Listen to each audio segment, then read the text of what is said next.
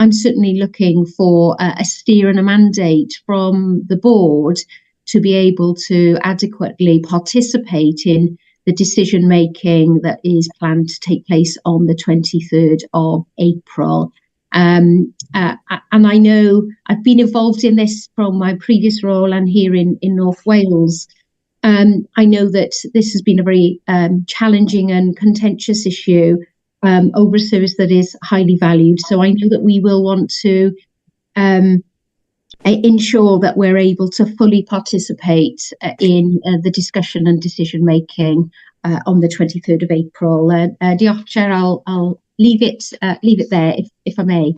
And it's good that you mentioned the fact that it's that joint committee that, of course, makes a decision regarding the future of the service, and each health board will have a representative on that committee, and you are our representative.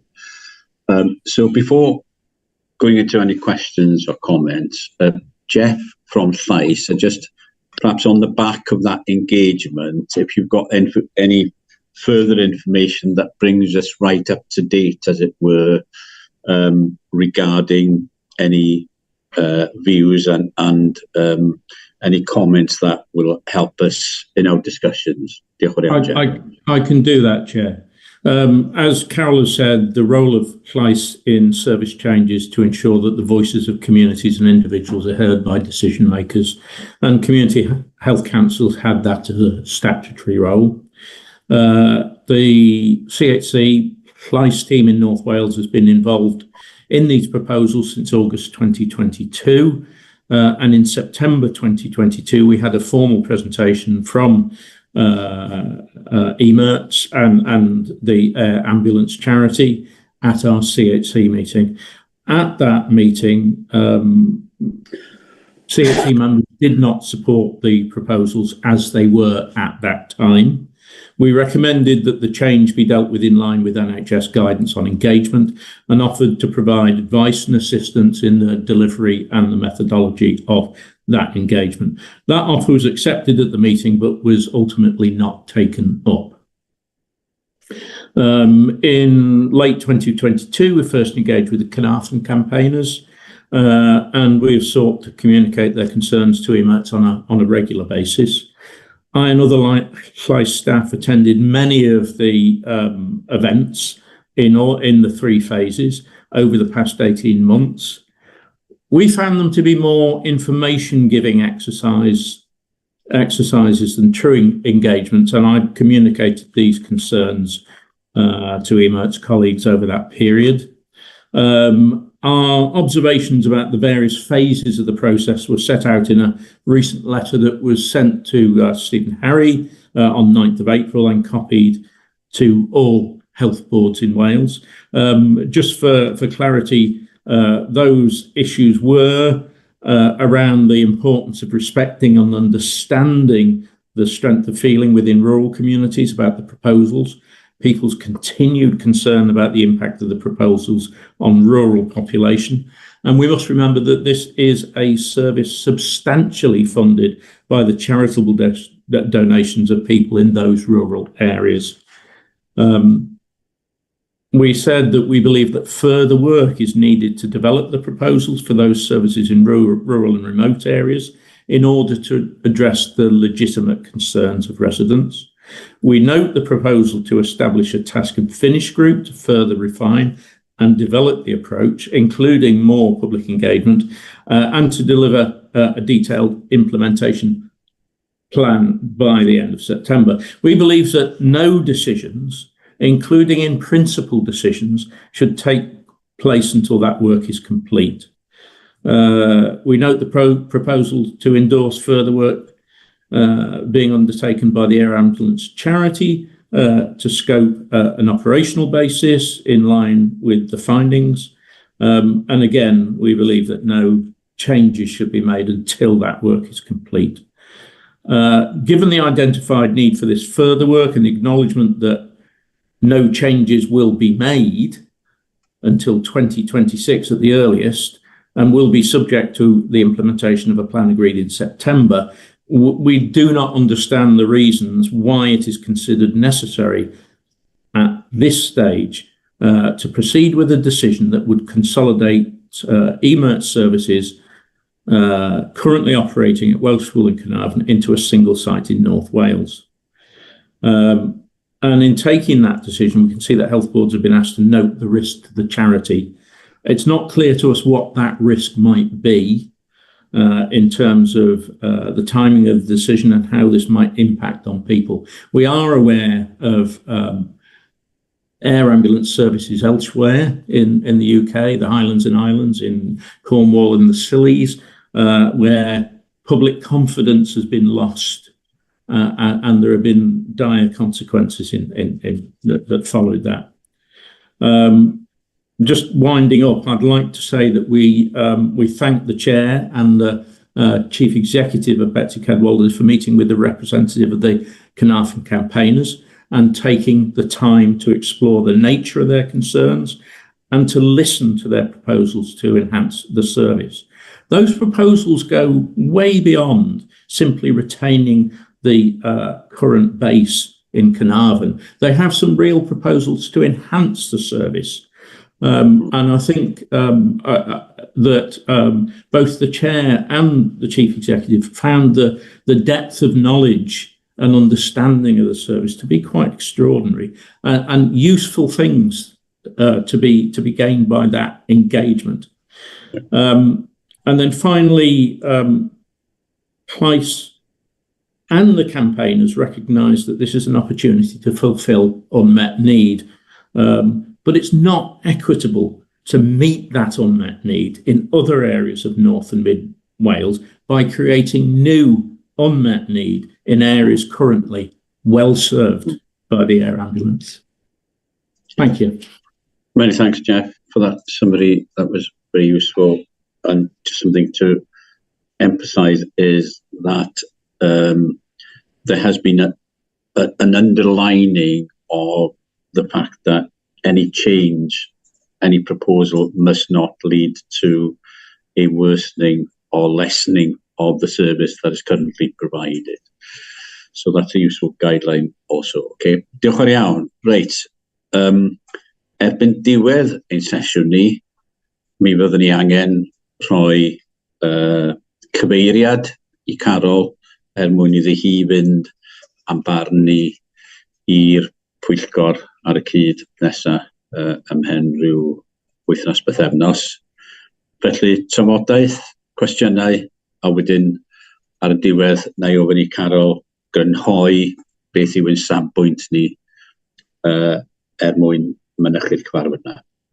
Felly, os ydych chi eisiau chwilio cwestiwn, codwch eich llaw electronic, os gwelwch yn dda. Ar hyn y bryd, does na neb eisiau holi unrhyw gwestiwn o gwbl mawr syndod. Ond mae Urtha wedi codi... Astonishingly, I think Urtha has now raised her hand. Urtha, first of all, thank you. So, Jeff, I was listening carefully to what you were saying in describing the engagement that's taken place already. And, you know, we've all of us discussed this before. So engagement is absolutely crucial, but engagement that has understanding and where we can see that, you know, people actually support and want to go forward and see the real benefit of the changes that might be proposed, then, you know, obviously you're telling us that that's not what's happened here. That's not your experience of the engagement so far. And I was interested to hear you talk about a task and finish group and more work on engagement. So is there a specific timescale, and do you know exactly what the remit of the task and finish group is? So firstly,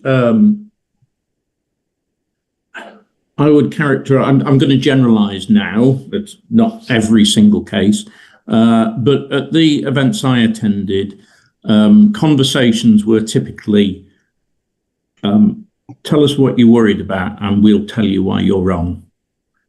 And that's not the way you do, as you know, engagement. With regard to the task and finish group, that's not a slice initiative, that's part of the EMERT's procedure. We would certainly welcome that. And because it's going to be happening, we really don't see the need to take any in principle decisions about what's going to happen. We shouldn't be compromising the possibilities by deciding now before we've had the information that work will inevitably produce.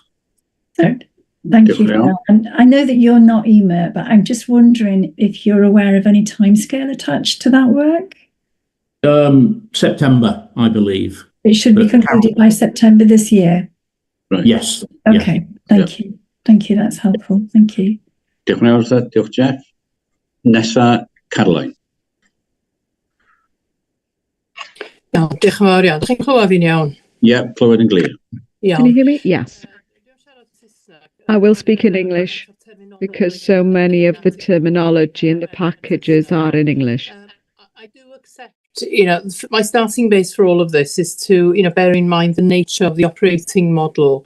It's, this service is focusing very much on pre-hospital critical care services by a clinically led service. So it's an important part of the service, but it complements and is different from the service provided by the ambulance services in Wales.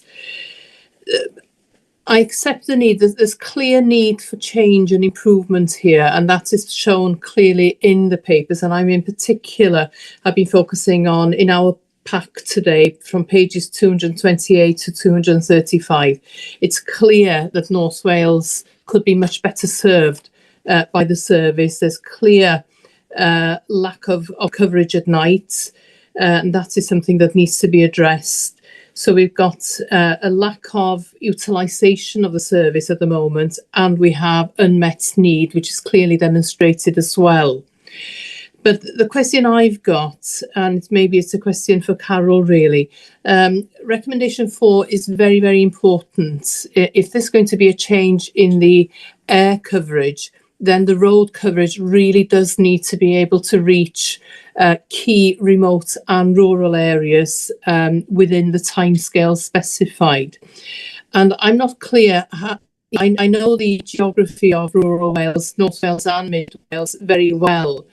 The proposal is for 2 road-based centres, but I just can't see how 2 would be sufficient to meet the deeply rural and remote areas in Anglesey, Gwynedd, Powys and Ceredigion in particular. So I would certainly want to have, quite detailed work and assurance on recommendation 4 before I could really support recommendation 1. So maybe it's not something that Carol is able to give us assurance on today. That is something for the task and finish group that's going to be taking place over the next 6 months. But I would want to see the detail of that and assurance that that could provide good coverage before I would be willing to support recommendation 1. Diolch. Diolch, Caroline. Na i ddod â Carol I mewn, falle I mateb yna cyn wedyn dod â Dyfed a Gareth I mewn. I'll bring Carol to respond before I bring the others in, because that's quite a basic point, isn't it? And maybe also the point about the ability of helicopters to fly at night and how developing such a service without necessarily centralising the service. Not Carol maybe is the person to answer that, but someone in the service itself. Carol. Well, I'll have a go at most of that, David. So, diolch.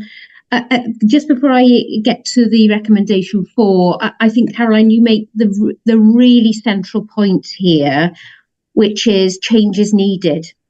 And that unmet need is simply too high and not something that we can or should sort of tolerate, really. It's quite a strong word, doesn't it, tolerate? But we should be striving, as we were when we established this service in Wales, to meet the needs of more and more people. And that's been clearly demonstrated that there is opportunity to meet those needs. So I think that's the sort of central guiding principle. And yes, we're trying to square off this lack of utilisation, yet unmet need, and that's those are the issues. On recommendation 4 itself, I personally have been pushing quite hard to get more detail on recommendation 4 so that we can properly assess where that takes us. The unmet need that the proposal seeks to address is in the region of, I think, 14%, but we don't yet have, the detail that is in recommendation 4. And Jeff was saying about the task and finish group, and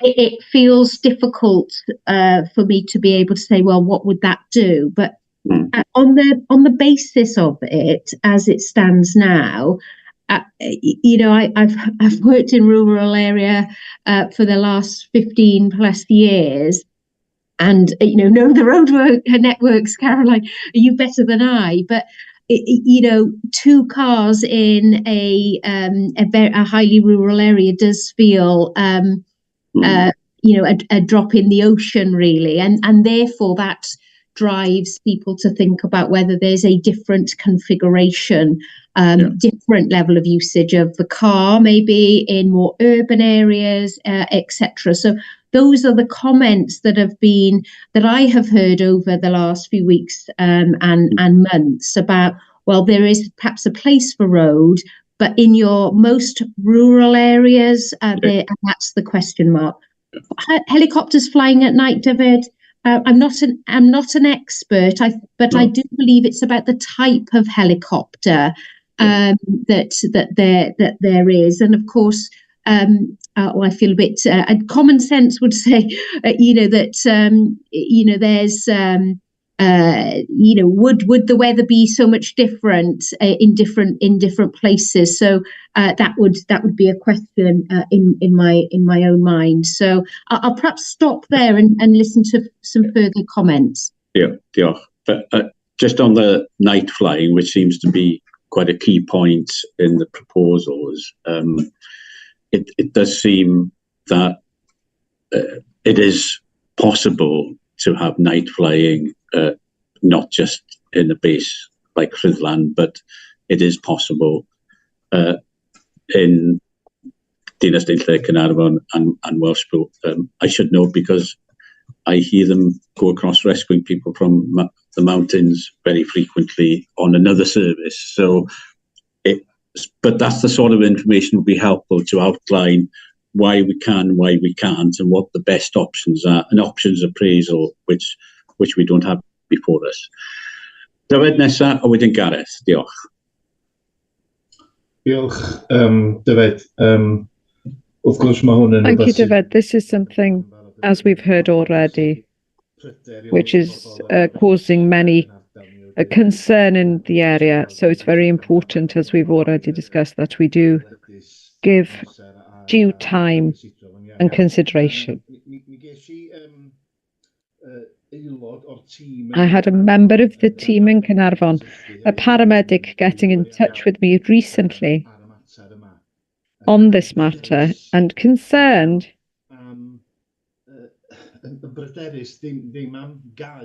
not about closing, but about the need for a change in the service. As someone who works in the service daily, he's recognised that being not doing anything for 140 days a year is impacting on the team, and there are other difficulties that arise also because of that. And I think the case for change and improving has been done, and it's a strong case. And I'm glad that he got in touch with me and shared that. As Carol mentioned earlier, there are other viewpoints within the service as well, which is important to consider also. But in asking the question, having read the papers over and over, I was reading things that I wasn't aware of before, and reading about the need for change, what's called the net need. There are areas well, we're not going to get the service and out of hours and evenings, and that will have to change. So is there a case for change? Yes. Am I persuaded that what is proposed now is the best we can have? And for me, no is the answer to that. I don't think this is not as good as it gets, is the new proposal. And as I've already mentioned earlier, there are some concerns about the process and how open this process has been with the offer as well. I think maybe that we've lost a bit of the message, that it hasn't been communicated particularly effectively. But I struggle to be able to support this offer as it is in its current form. Thank you. Gareth, you're next. Thank you. Well, I got one question and then a sort of view. So the question really is to Carol, because from what Clive have said seems to me in principle reasonable, i.e. that we should use the time between now and September not only to do the work on the complementary elements in recommendation 4, which is clearly not particularly well thought, not well explained anyway, before sort of taking a final decision on this. So I would want to know whether there is any strong reason why that, I mean, I'm not generally in favour of putting these off, but why there's any strong reason why that is an unreasonable course of action. But having said that, if we really are faced with making a decision now about whether to implement this change or not to implement this change, which is effectively saying, well, let's go back to the drawing board, I have to say, I think it's clear cut to me that we should go for this change. Why do I say that? Well, at the moment, 75% of the population of North Wales has no coverage after 8 o'clock at night from the air ambulance service that can arrive in less than 60 minutes. It's the only part of Wales that's true. 17% of the population of Wales can't be reached by air ambulance at night. And all of that is in North Wales, 500,000 people. Betsy has 33% of the unmet needs. I mean, I'm just drawing this. I knew nothing about this, let me say, until I read the papers. So I'm just going on an analysis of the information that's been given. Betsy has 30% of the unmet need, of which 85% of that unmet need in North Wales is at night. So the change that is proposed would mean that we would get that coverage till 2 a.m. in the morning, and bearing in mind a lot of fatalities, particularly on the roads, take place in the early hours of the morning.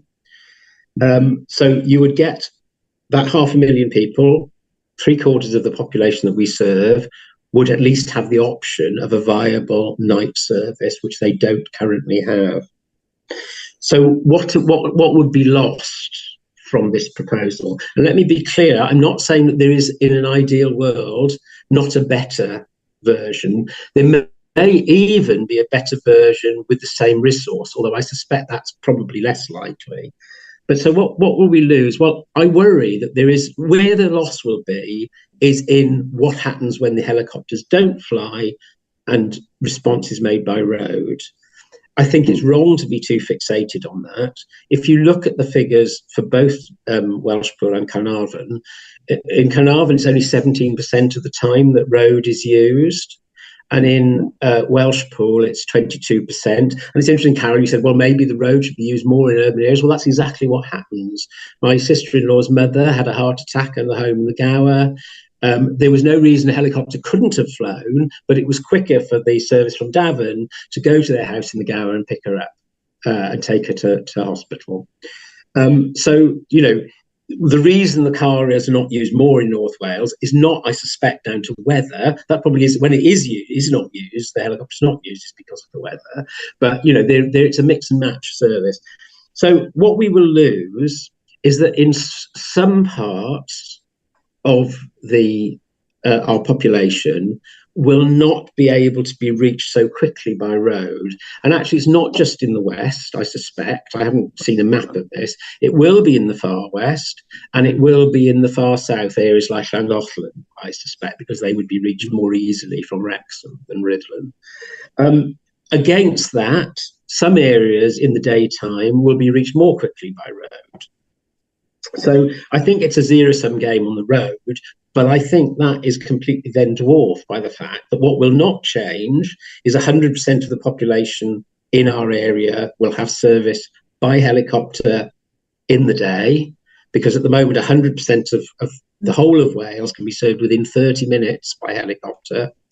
And at night, from 8 p.m. to 2 a.m., where currently there is no helicopter service that is less than 60 minutes, we will have the whole of North Wales covered with a helicopter service within 60 minutes. And that is a significant change. So, you know, I'm aware, I think I'm in a minority on this board for saying, if we have to make a decision now, I would support what made the offer. I know that may not be popular. I think it's actually right. But I would say, going back to my first point, that if it is true that the making a decision at the end of September compared to making a decision now will make no difference in terms of the viability of then bringing forward the change in the same sort of timescale, then I would support Lys's view that we should wait until we've got more detail on the recommendation for. Diolch yn fawr, Gareth. Maybe as Carol dod nôl. Thank you, Gareth, and Carol will come back on that in a moment, but I'll bring Mike in next and then Ethan. Thank you. Yeah. Diolch yn fawr, Mr. Gareth. I spent the day at Carnarvon Airport yesterday, and I was assured that certainly night flying from Carnarvon is not a problem. It's more about shifts, more about hours, and it's about aircraft. So there isn't a problem really as such to have night flying out of it. Let's have that very clear. The unmet need, of course, which we've heard such a lot about, can actually be met by one extra mission per base throughout Wales, as it stands. So, as to say, once you put in the increased capability of night flying, it blows that out of the water again.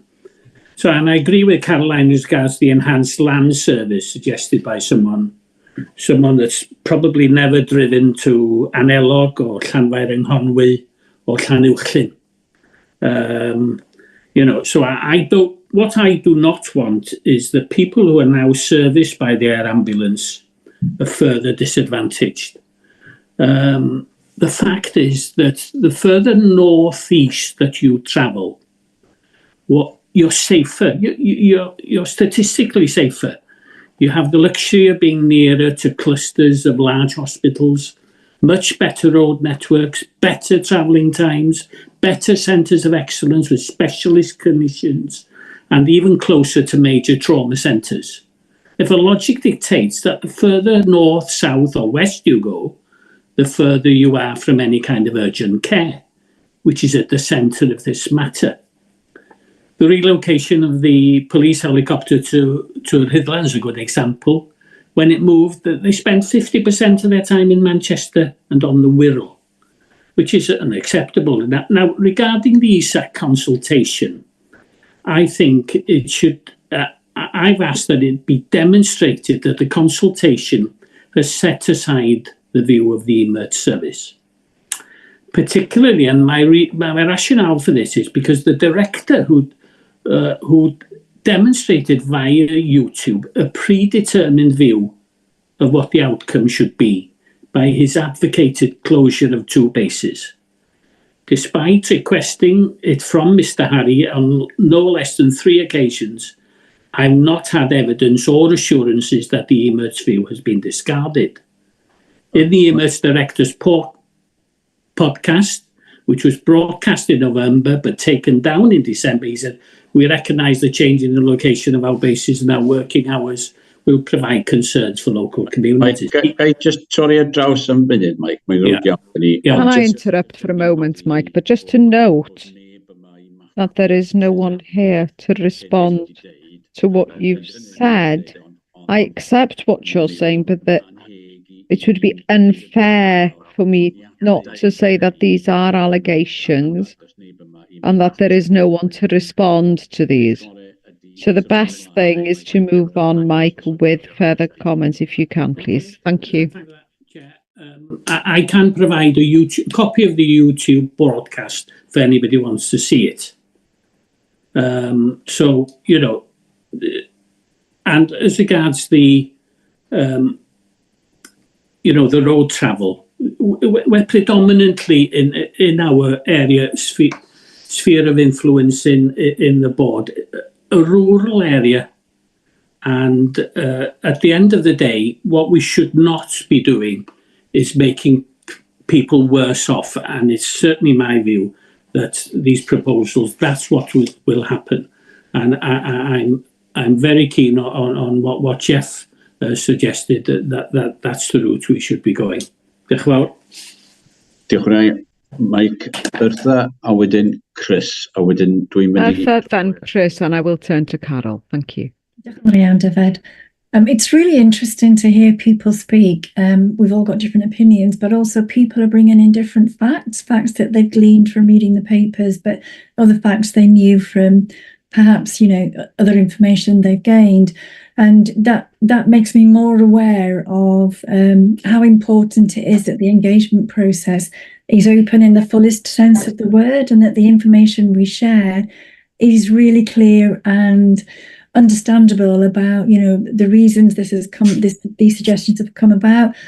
The analyses, I mean, I have read the papers. There are a lot of different analyses in there, and it's quite hard to get some of them to sit next to each other to make sense. So some really strong, clear digest of all of the information that we have pulled together, I think that is really, really important, so that everybody understands what we're basing our decisions on.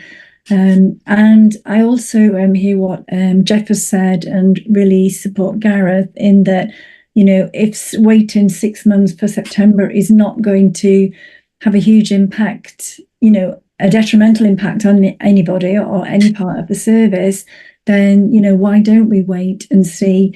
There's been different questions raised here. So there's been a big thing about unmet need, 14%.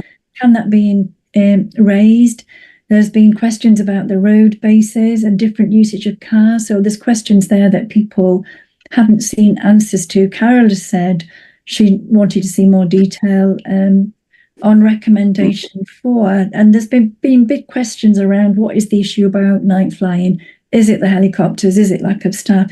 There seems to me that there's quite a lot of questions that we don't really have the answers to yet. And there's every chance that the Task and Finish group, although I'm not completely certain as I kind of sit in front of you now what their remit is, but there's every chance that they may bring more knowledge and more light onto those questions that have been raised. So I see a lot of sense in the proposal, really, to kind of wait to get more information. That's all I wanted to say. Thank you. Diolch yn fawr, Arthur. Chris. Thank you, Chair. Yes, observations, I think, more than anything from my perspective. I think I echo the feeling of several of the other members in respect of the detail of recommendation 4. And I do struggle quite a lot on whether or not we are in a position to make a properly informed decision at this juncture. And I do wonder, unless there is something which makes it somewhat unworkable to push the decision back to December, would be the most sensible thing to do. Because to not do so would, leaves us making a decision on effectively an unknown quantity. But I think, and I think I stand behind Gareth on this, I think if I were pushed to make a decision, I think we balance in our minds 2 parallel and perhaps competing objectives or viewpoints. The first is the decision as a board and with the benefits and well-being of those that we serve in mind in North Wales, and I suppose more widely the benefits of this service. And I think taking the former, I think the unmet need is simply unacceptable, and the recommendations as they stand do appear to allay that somewhat. And I think as a health board, if you take it on that very binary standpoint and say, well, this is what's best for those of us, for the majority in North Wales, I think we have to stand behind those recommendations. I think if you took a step back and look at it more broadly in terms of the service offering, I can see the concerns, and I think that my support perhaps wanes slightly, but doesn't tip over the precipice of not supporting change at all. I suppose the only final point and observation I'd have, and I must admit I'm not an expert in this area, so I might well be wrong, but my understanding of the objectives of the service is not one to replace the usual emergency ambulances. It's simply to provide a complementary service. And I do wonder, and with the utmost respect to those that we've heard speak today and those that have contributed to the consultations, I wonder if perhaps some of the concerns are conflating two quite different points. One is a degradation in a service which is not meant to replace the fact that there is a population that lives in a more rural part of Wales, and that's a service that should be met by a traditional offering anyway, and the fact that we just have an unacceptable unmet need. And I wonder if we are conflating at some point, but if we were pushed today, I think we have to support based on the basis of the unmet need, but if we could push off to September, I think that would be preferable. Diolch iawn. Chris, Carol, dwi'n troi at chi mewn munud, so... Carol, I'll turn to you in a moment. Thank you, Chris. Sort of confirm what all the narrative we can ask you to take with you, as it were, to that joint committee meeting. I think, just trying to summarise, we've got different views from the board. Many have expressed that they can see there's a need for change. But also perhaps an opportunity to develop the service, and that whilst that change is clear, what isn't clear is what it's going to look like specifically, and how it's going to address the issues that have been raised, particularly in the northwest of our region. So the service can still provide for that population. And there's something about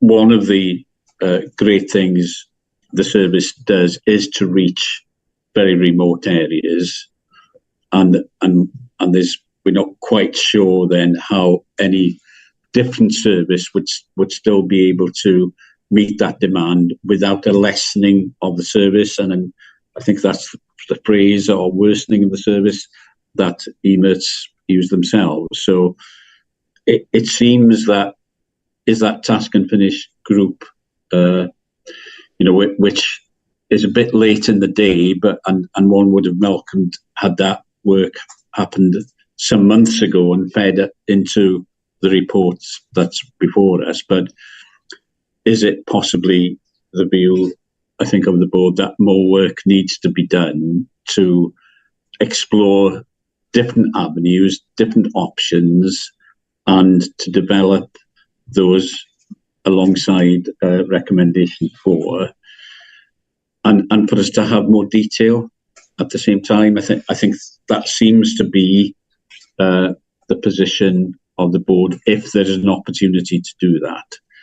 Perhaps I can ask you to summarise, Carol, and just underline what that view would be taking into the joint committee. Diolch yn fawr. Well, wow, and thanks very much, David, and thanks all, because I do, as I go to that committee, feel a weight of responsibility as we go in. David, very, very happy to summarise. I just wonder if I might just address a couple of the points first of all that were, sure. Because I think this is and Chris in his final comments there was talking about the tension in this matter. So I just wanted to draw a few things. David Jones was talking about the strong case for change, and I think I've heard that, and that is clear. I don't think any of us would accept that the sort of the status quo in terms of the level of unmet need of people in our communities across North Wales is something that can stay the same. That's going to have to change. And I think Gareth explained the numbers really well to us. So this is an important issue for a lot of people. And it's particularly about then, well, how does that unmet need get reduced? It's the how, the case is there to make changes. And I guess then David also said about, well, is this proposal the best we can have? Is it? And I think, there's still a question there coming from us in terms of, well, we don't have recommendation for detail in terms of what that contributes, but really, is this the best that we can do? And then Gareth's view, Chris came in as well. Well, if it's this change or nothing, isn't this change the one that we have to go for? So there's sort of those three categories for me about, well, no one wants no change. Everyone wants an improvement. Is this all that we've got? Is this the, Hobson's choice, if you like? Is this it? I think then what came through really strongly in that really is about insufficient information about the road service that would give us anything upon which we could really base a judgment about the benefits of that, or even some of the disbenefits of that are being perceived by the highly rural communities. And Gareth's absolutely right in terms of, for some areas of our patch, the utilisation of a road vehicle will add benefit and already adds benefit. Is there more that can be achieved? But in some areas, it will perhaps have far less impact, and that is a problem.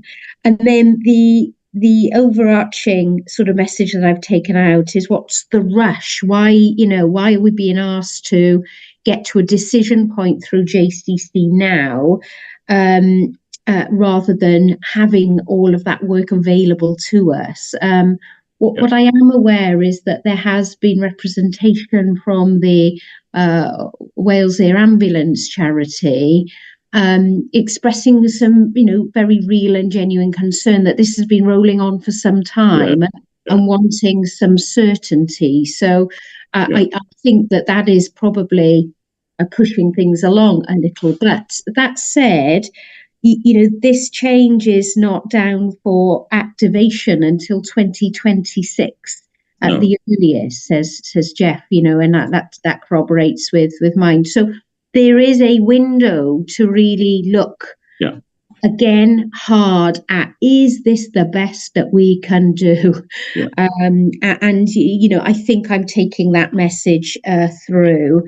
And in particular, we want to retain the confidence of those people that live in rural areas, in the services that are provided. And this is about access to high acuity care. And proximity to high acuity care is the big factor here, I think. So David, I'm not quite sure if I have responded to all of those, but in conclusion, I think what we're saying is change is needed. We want to see that unmet need significantly eaten into. I want more than 14%, significantly more for the population. We want to see it done in a way that maximises the unmet need and retains confidence in the service. So I think that's where we are. I haven't given a comment on the process. I know there were comments on the process. Heard from Jeff on that. So I think we are at this stage probably noting that those concerns exist. And we would support the work of the Task and Finish group to give more evidence to support any change or recommendation. Yeah. Right. Da iawn. Carol, diolch yn iawn. Ydy hynny yn crynhoi... Does that summarise our general viewpoint? Are we happy for Carol to go back and express that view to the joint committee in a fortnight's time?